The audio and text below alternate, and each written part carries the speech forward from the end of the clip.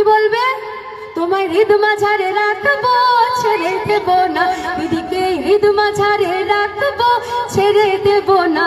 ও সে ছেড়ে দিলে সোনার গো আর পাবো না, না না ছেড়ে দেব না দিদিকে, হৃদ মাঝারে রাখবো, ছেড়ে দেব না। তাই সকলে ভালো থাকবেন, সুস্থ থাকবেন, মমতা বন্দ্যোপাধ্যায়কে দু হাত ভরে আশীর্বাদ করবেন। এখানে যেই প্রার্থী হোক তাকে তৃণমূল কংগ্রেসকে জেতাবেন, জেতাবেন, জেতাবেন।